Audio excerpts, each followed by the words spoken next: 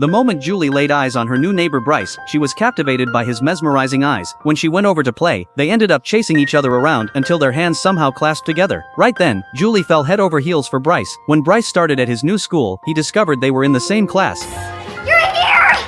Julie enthusiastically threw her arms around him in a big hug, which made Bryce squirm with embarrassment. From that day on, Julie stuck to Bryce like glue, and soon everyone at school knew them as the inseparable couple.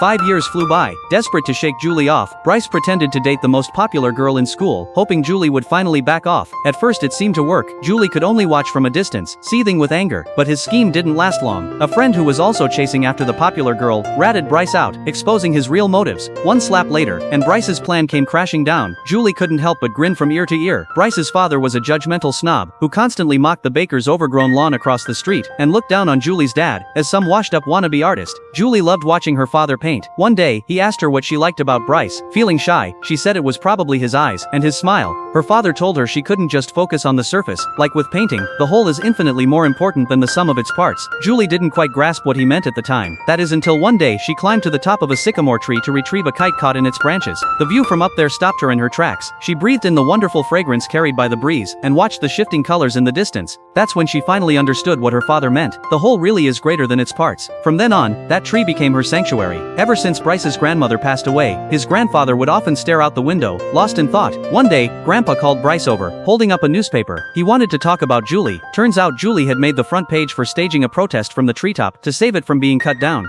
She'd once invited Bryce to climb up and see the view with her, but Bryce thought climbing trees with Julie was stupid, so he turned her down. When the property owner decided to cut down the tree, Julie camped out in its branches in protest. She begged Bryce for help, and he hesitated, but then got on the school bus anyway. That crushed Julie. Her father had to spend forever consoling her before she finally climbed down, tears streaming down her face. Grandpa told Bryce that Julie was a girl with real character, and urged him to set aside his prejudices. After that incident, Julie stopped talking to him altogether. Instead of feeling relieved like he expected, Bryce felt awful. He wanted to apologize, but his pride kept the words stuck in his throat. Julie's father brought her a gift to lift her spirits, a painting of her beloved tree. Every night Julie fell asleep gazing at it. She realized her perspective on things had shifted. She found herself questioning whether she still had feelings for Bryce at all.